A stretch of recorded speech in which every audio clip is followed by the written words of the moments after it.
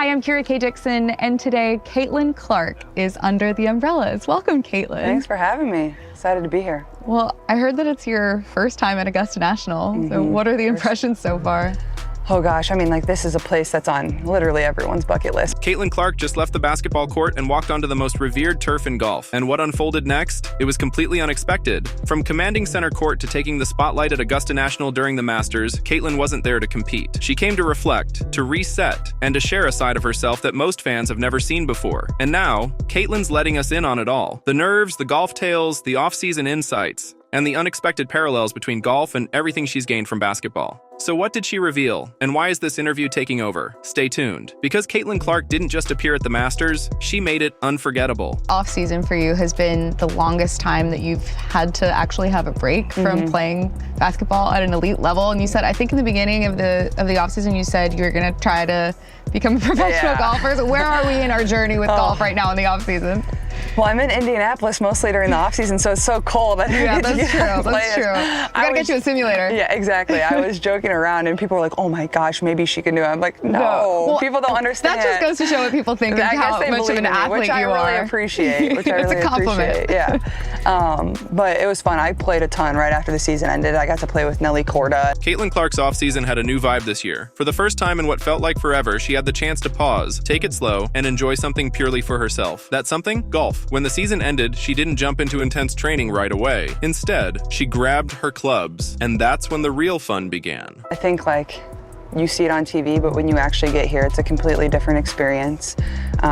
So beautiful. Like, wherever you look, it's like a postcard. It's amazing. I think the one thing that you can't tell on TV is the hills. Like, you can't really prepare for that. My legs were a little sore yesterday, but I mean, it's just unreal. It's perfect, That's honestly. your preseason workout. Yes, exactly. Getting my legs back in shape. There you go, there you go. Yeah, what did you do? I walked the golf course. Yeah, that's how I got back in shape. After joking that she spent the off-season training as a pro golfer, Catlin didn't stop there. She followed it up with another zinger. She said strolling Augusta's iconic hills had turned into her preseason workout. Getting my legs back in shape, she laughed, pointing out that even being a spectator at the Masters is no easy walk. But beneath the jokes, it was pure Catlin, mixing sharp focus, playful energy, and just the right touch of sarcasm. It's at the top of their bucket list too. Like, they can't get enough of it. I slept in today. My brother and my dad were here right when the gates opened. They were walking around, nobody's playing, and that's what a lot of patrons do. They just walk around and want to see the course, and that's what my dad and my brother were doing. So they can't get enough of it. We've tried every single food. We're going down the list. So. What's the favorite? She's not holding back when it comes to her top priorities, especially the famous food. Catlin's been on a mission to taste everything Augusta has to offer. She confessed to going back for more than a few sugary treats, laughing that she might need some extra training once she's back in Indiana. Whether she's enjoying honey wheat chicken salad sandwiches or planning her next snack stop, it's clear Catlin is fully embracing her fan era. My favorite, I think the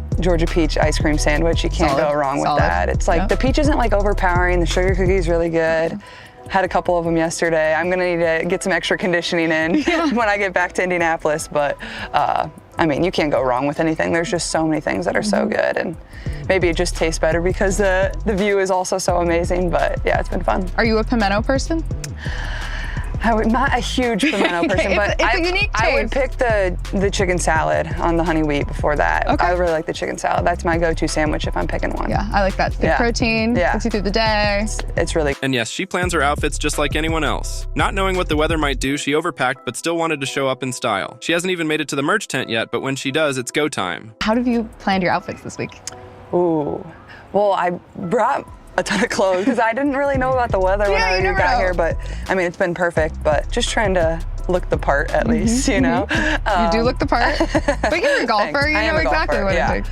I haven't gone to the merch area yet, so we're gonna get some good what's Masters. on the... Everything. But also, then you gotta list? buy for people too. You gotta stock up on Christmas gifts.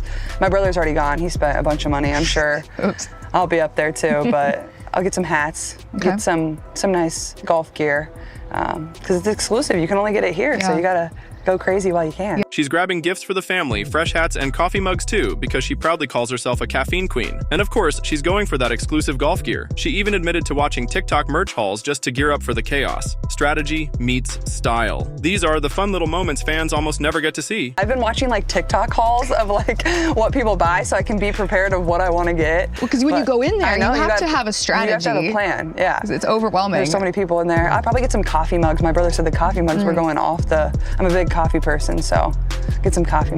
In that way, Caitlin Clark at Augusta isn't just a sports icon showing up to a golf event. She's all of us. Walking into a dream spot with wide eyes, craving snacks, and soaking up every second with the people who mean the most. Family is here with you. They're just off camera.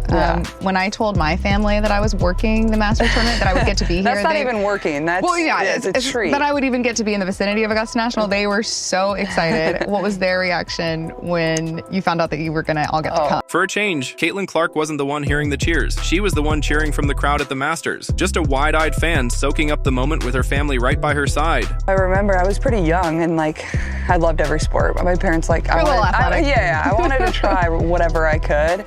And I remember on one of my birthdays, I forget how old I was turning, but I was pretty young. I got my first set of golf clubs and they were like bright pink, like the kid golf clubs. And I would always beg my dad to like take me and go golfing. I just really enjoyed it. I loved being outside.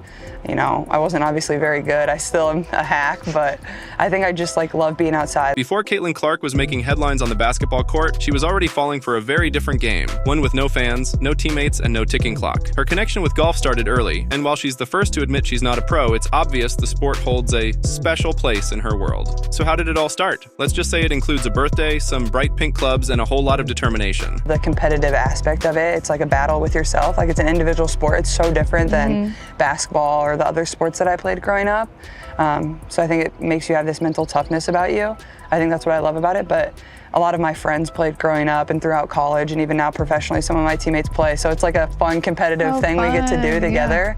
And that's what I love about it. And yeah, that's the one bad thing about the WNBA is like it's during the summer, so I don't get to go out and golf as much, but I try to make as much time as I can without hurting my back because I still need to make some shots, you know, here and there. But yeah, I mean, I got into it at a young age and I've really always just loved it, and I'm very average at it, but it's so hard. Like everybody's mostly pretty average, but yeah, it's fun. I enjoy. For Caitlin Clark, golf is more than just a pastime. It's her escape. In a life filled with constant attention, the course gives her something rare: calm. It's where the stress melts away, the chaos quiets down, and all that matters is the swing, the club, and the next shot. Also, I think like understanding how much I enjoy it and how peaceful it is. It's like such a nice way to get away from basketball and what your reality is every single day, and just to do something where you can like calm your mind and be away from people and be outside. She's the first to admit she's not pulling a Michael Jordan, dropping 35 points after a full round of golf. But she totally gets why top athletes are drawn to the sport. It's a mental reset, a chance to breathe, refocus, and dive back into the hustle feeling refreshed. Why do basketball players specifically seem to love golf so much?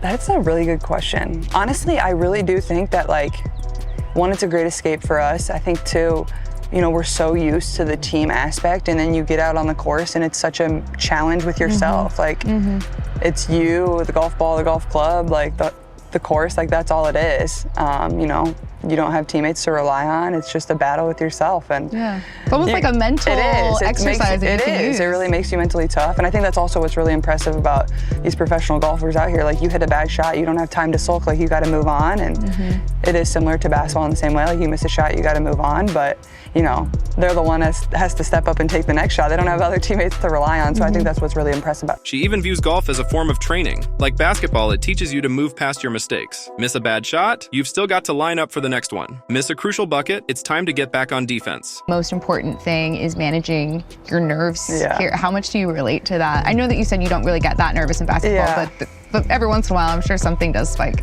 Well, it was just like interesting, like walking around yesterday, like the fans are just like so on top of you. And I think as an athlete, like when you're in your element and you're competing and doing your thing, you don't always realize that. So I'm sure the guys get in their zone and kind of go about their business how they always do. But that element is always something that you can't prepare for. Caitlin knows you can't recreate the nerves or the crowd pressure in practice. That's why both basketball and golf have something in common: the need to block out everything and focus. At Augusta, surrounded by fans and all that energy, she felt those nerves, even as a spectator. But that's the beauty of it. Golf pushes her in ways that make every part of her game stronger. Just in basketball, like you don't show up to practice and there's not fans there yelling and screaming and cheering or walking alongside the ropes or sitting behind the green. Like those are just elements you can't prepare for. And you know, you just kind of have to zone in and lock in and block out kind of all that noise, but also enjoy it at the same time, because you know, this place is beautiful and incredible, and you know, having having fans or crowds or whatever it is follow you in professional sports, like that's what makes it really fun. Yeah, Caitlin's not just a fan of golf, she gets it. The strategy, the mental game, the relentless grind. It's this deep understanding that ties her love for both golf and basketball together. She even remembers hearing about Steph Curry hitting the range after a tough game. I think one of my favorite stories is when Steph Curry, I think it was the playoffs,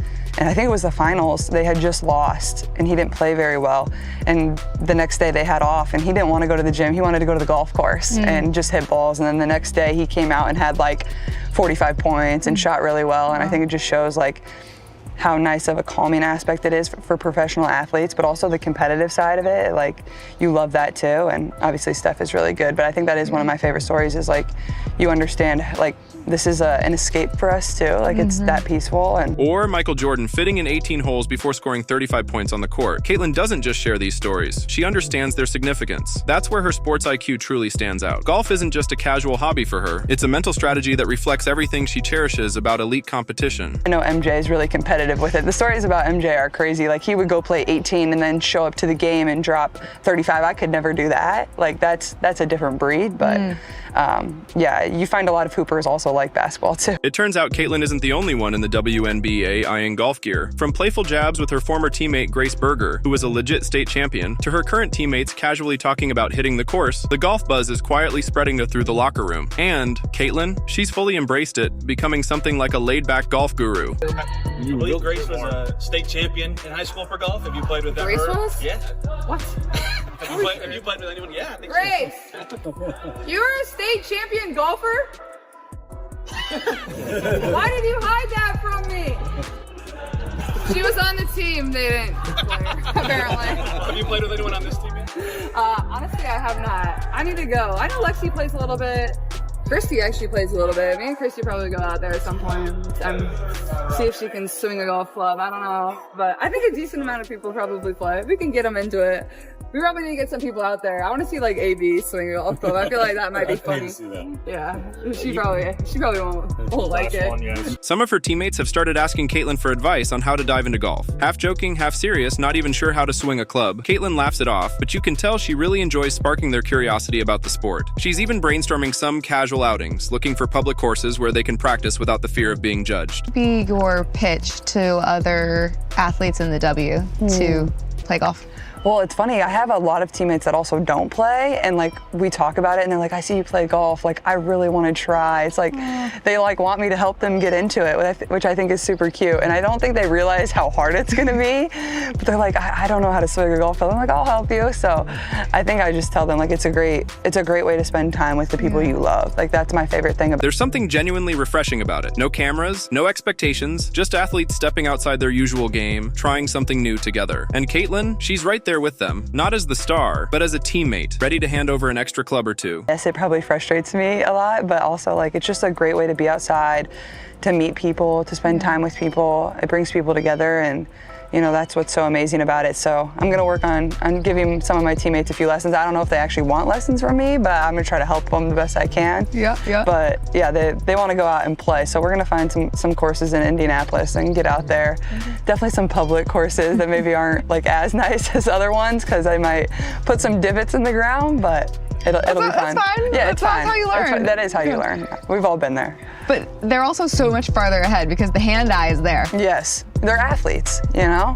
They're one step ahead. They're gonna be fun. She shared the course with Nelly Korda, teed off next to John Rahm and Max Homa, and even strolled the fairways with LPGA icon Annika Sorenstam. And yes, she was nervous. More nervous than before a basketball game, she admitted. But that's what made it unforgettable. These moments weren't just about hanging with the stars. They were a powerful reminder of her love for learning, competing, and always being pushed to her limits. Oh gosh, I've never been so nervous in my life. That's saying a lot too. I know, oh I don't get nervous for basketball, but that's maybe because, like, you know, I know I'm actually okay at that. I'm decent at that. You're pretty good, yeah. Golf, you never know what might happen. I about killed somebody on like the 6th tee, but you know, it's really fun. It was great. I'm honestly not used to walking 18, so that's an adjustment too, but like I said, like, those are once in a lifetime experiences that I'm lucky enough to have, and Nelly and Annika were both tremendous, and they're so easygoing, and you know, two of the best female golfers of all time. So how cool is that I get to say I played 9 holes with each of them. What really stood out wasn't just the golf, it was the incredible warmth. The way the golf community welcomed her with open arms, sent her clubs, invited her into programs, and treated her like one of their own, not just a visitor. It didn't matter that she was a basketball player. They were just excited she cared. And Catlin, she felt that, saw the true power of support across sports, and now she's determined to pay it forward. I don't know if you've noticed this, but